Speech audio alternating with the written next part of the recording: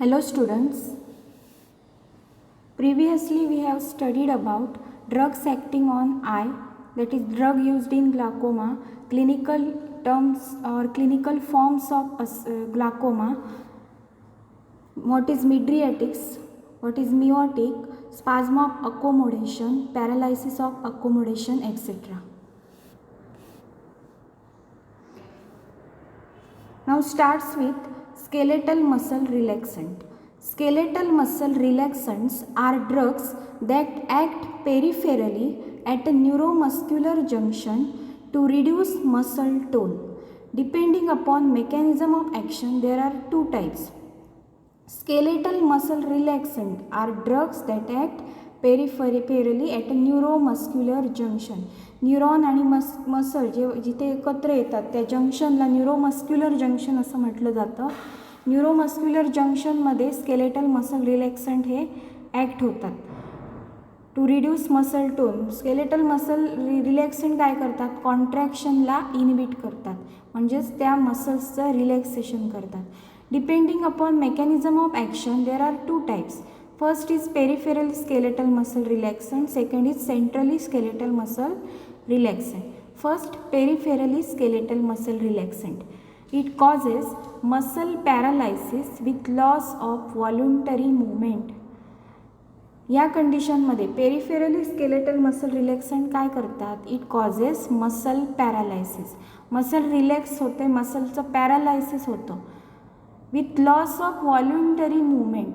Loss of voluntary movement म्हणजे काय, व्हॉल्युंटरी movement जे ऐच्छिक स्वरूपाची मूवमेंट आहे, म्हणजे फॉर एक्झाम्पल हातापायांची हालचाल ही व्हॉल्युंटरी ऐच्छिक स्वरूपाची मूवमेंट आहे, व्हॉल्युंटरी मूवमेंट आहे, ती काय होते, लॉस होते, loss of voluntary movement. It causes muscle paralysis with loss of voluntary movement. They are used for surgical operation with general anaesthetics. हे जनरल ॲनास्थेटिक बरोबर प्री ॲनास्थेटिक मेडिकेशन म्हणून दिले जातात to produce relaxation. They are used for surgical operation.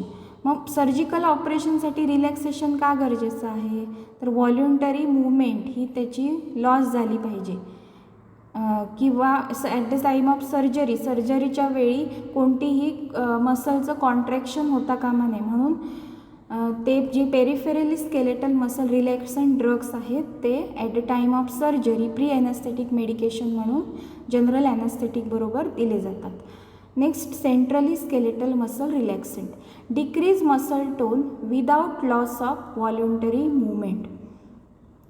मग या condition या ड्रग्समध्ये हे drugs दिल्यानंतर व्हॉल्युंटरी मूवमेंट ह्या लॉस होत नाही. Decrease muscle tone, muscle contraction हे कमी होतं पण व्हॉल्युंटरी मूवमेंट लॉस होत नाही या कंडिशनमध्ये. Used for painful muscle spasm, tetanus, anxiety, muscle disorders जे आहेत, मसल पेन किंवा मसल स्पाझमध्ये किंवा टिटॅनस, अँझायटी या कंडिशनमध्ये सेंट्रली स्केलेटल मसल रिलॅक्संट हे दिले जातात. First, peripherally skeletal muscle relaxant classification. First, neuromuscular blockers.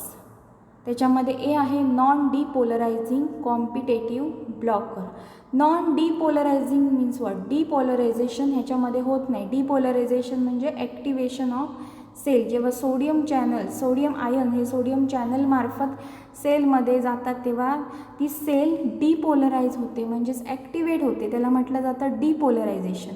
हे ड्रग्स आहेत ते नॉन डिपोलरायझिंग ड्रग्स आहेत. कॉम्पिटेटिव्ह ब्लॉकर, हे कॉम्पिटिशन करून त्या रिसेप्टरला ब्लॉक करतात. Non depolarizing competitive blockers. First, long acting, duration of action is long, d tubocurarine, doxacurium. Second, intermediate acting, ह्याची ड्युरेशन ऑफ ॲक्शन ही मीडियम स्वरूपाची असते, atracurium. Short acting, short duration of action, mivacurium. B, depolarizing blockers.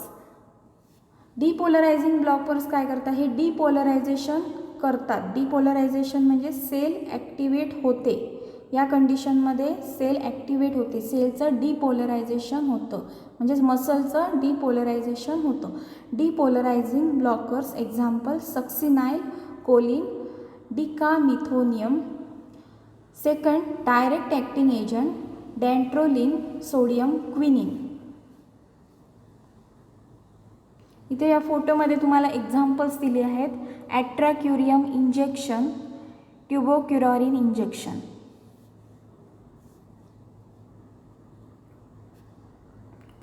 Mechanism of action. Non-depolarizing blockers. These drugs inhibit nicotinic NM receptor of acetylcholine at a neuromuscular junction. Nicotinic M हा जो receptor आहे, cholinergic receptor आहे, त्याला हे drugs inhibit करतात. कोणते drugs? Non depolarizing blockers. These drugs inhibit nicotinic M receptor of acetylcholine at neuromuscular junction. Neuromuscular जंक्शनमध्ये जे निकोटिनिक M रिसेप्टर असतात त्याला हे ड्रग्स इनिबिट करतात. The acetylcholine is not able to bind and stimulate nicotinic M receptor. The acetylcholine is not able to bind and stimulate NM receptor. NM रिसेप्टरला inhibit केल्यामुळे जे ॲसिटाइलकोलिन release होणार आहे as a neurotransmitter, तो ॲसिटाइलकोलिन nicotinic M रिसेप्टरला bind होऊ शकणार नाही किंवा तो रिसेप्टर स्टिम्युलेट होऊ शकणार नाही. The skeletal muscle fails to respond to nerve impulse. त्यामुळे स्केलेटल मसलमध्ये नर्व इम्पल्ससाठी स्केलेटल मसल हा नर्व इम्पल्सना रिस्पॉन्स करू शकणार नाही किंवा नर्व इम्पल्स हे ट्रान्समिट होऊ शकणार नाही. The skeletal muscle fails to respond to nerve impulse. Mechanism of action या डायग्रॅममध्ये दिलेली आहे तुम्हाला. Competitive antagonism at the post synaptic acetylcholine receptor. इथे तुम्हाला न्यूरॉनची डायग्रॅम दिली आहे, न्यूरॉन विथ रिसेप्टर साईट. या डायग्रॅममध्ये तुम्हाला दिलेलं आहे competitive antagonism at the post synaptic acetylcholine receptor. इथे ॲसिटाइलकोलिन रिसेप्टर्स प्रेझेंट आहेत. त्या ॲसिटाइलकोलिन रिसेप्टर्सना इनिबिट केलं जातं. ते इनिबिट केल्यामुळे ते रिसेप्टर स्टिम्युलेट होत नाही किंवा ॲसिटाइलकोलिन त्या रिसेप्टरना बाइंड होऊ शकत नाही. In small clinical doses they act predominantly at the nicotinic receptor site to block acetylcholine. At a higher dose they can block pre-junctional sodium plus channel, thereby decreasing acetylcholine release. At a higher dose, जास्त डोसमध्ये they can block pre-junctional sodium channel. इथे या फोटोमध्ये sodium channel आहे. या sodium चॅनलला ते inhibit केले जातात ॲट अ हाय डोसमध्ये. हाय डोसमध्ये they can block pre-junctional sodium plus channel, thereby decreasing acetylcholine release. Sodium channel block झाल्यामुळे सेल ही डिपोलराइज होणार नाही, म्हणजेच ॲक्टिवेट होऊ शकणार नाही. आणि सेल ॲक्टिवेट न झाल्यामुळे ॲसिटाइलकोलिन रिलीज हे कमी होणार आहे. Acetylcholine thereby decreasing acetylcholine release. Mechanism of action of depolarizing blockers. Depolarizing blockers depolarize neuromuscular junction by opening sodium channel. This causes repetitive excitation of muscle fiber. या कंडिशनमध्ये हे ड्रग्स दिल्यानंतर डिपोलरायझेशन होतं. डिपोलरायझेशन म्हणजे सेल ॲक्टिवेट होते. Depolarizing blockers depolarize neuromuscular junction, जे neuromuscular जंक्शनला activate केलं जातं by opening sodium channel. Sodium channels opening झाल्यामुळे this causes repetitive excitation of muscle fibre. This drug do not dissociate from the receptor, induce prolong partial depolarization around muscle end plate, then sodium channel get inactive. Repetitive excitation झाल्यानंतर ते जे sodium channels आहेत ते inactive होतात. या फोटोमध्ये तुम्हाला दिलेलं आहे डिपोलरायझिंग न्यूरोमस्क्युलर ब्लॉकर्स. हे काय करतात? सोडियम चॅनल्स, हे ड्रग्स दिल्यामुळे सोडियम चॅनल्स हे रिपिटेटिव्हली ओपन होतात. हे ओपन झाल्यानंतर ते फास्टली, क्विकली, रॅपिडली इनॅक्टिवेट होतात. जे क्लोज असतात चॅनल्स ते डिपोलरायझिंग न्यूरोमस्क्युलर ब्लॉकर्स ओपन करतात. त्यामुळे सोडियम चॅनल ओपन झाल्यामुळे सोडियम आयन्स त्यामधून पास होतात. नंतर ते व्हेरी रॅपिडली इनॅक्टिवेट होतात आणि तसेच ते रिपोलरायझेशनला हे ड्रग्स ब्लॉक करतात.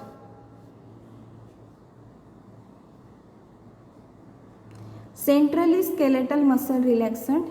These are the drugs which reduces skeletal muscle tone by acting on cerebrospinal axis without altering consciousness. हे ड्रग्स काय करतात? These are the drugs which reduces skeletal muscle tone. Skeletal muscle चे contraction reduce होतं by acting on a cerebrospinal axis without altering consciousness. हे central nervous सिस्टीमवर act होतात, सिरेब्रोस्पायनल ॲक्सिसवर without altering consciousness. पण याचा कॉन्शियसनेसवर त्या पेशंटच्या त्या शुद्धीवर त्याचा काही परिणाम होत नाही. इट विदाउट अल्टरिंग कॉन्शियसनेस, त्याची कॉन्शियसनेस ही तशीच राहते. Classification: mephenesin group, mephenesin, methocarbamol, benzodiazepines, for example diazepam, GABA derivatives, baclofen, central alpha 2 agonist, tizanidine.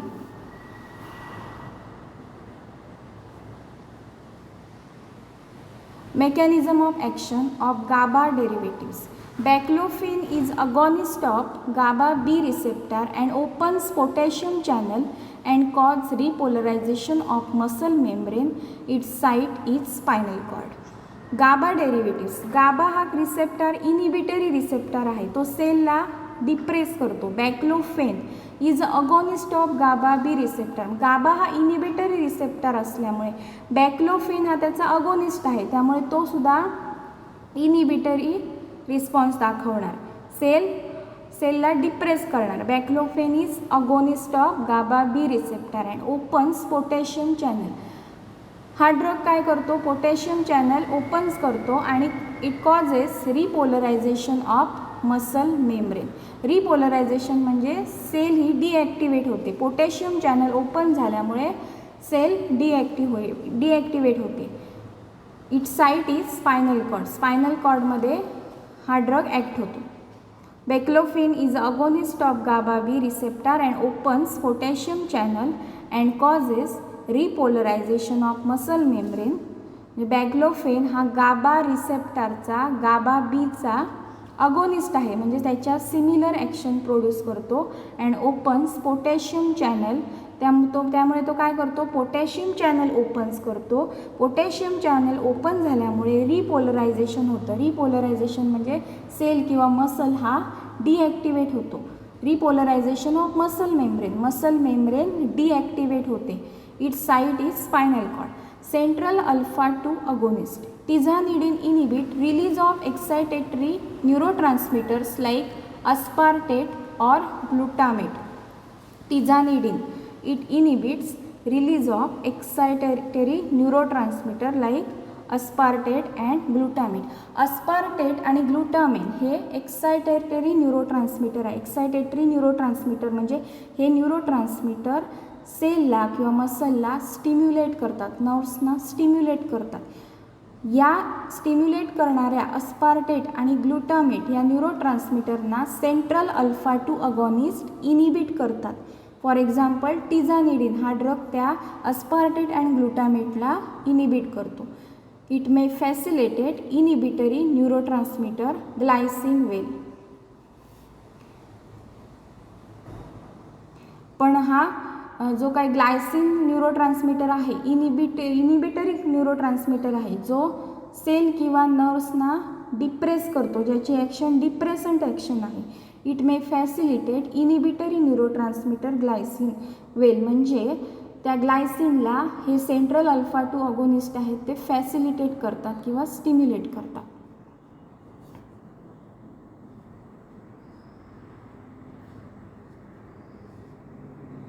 Clinical uses of skeletal muscle relaxant. as a pre-anesthetic medication to promote muscle relaxation in surgical procedure. ऑपरेशनच्या वेळी, surgical प्रोसिजरच्या वेळी ॲनास्थेटिकच्या पूर्वी, ॲनास्थेटिक drug देण्याच्या पूर्वी म्हणजे as a pre anaesthetic medication म्हणून skeletal muscle relaxant दिले जातात. कारण मसल रिलॅक्सेशन झाल्याशिवाय सर्जरीची प्रोसिजर ही करता येत नाही. As a pre anaesthetic medication to promote muscle relaxation in surgical procedure.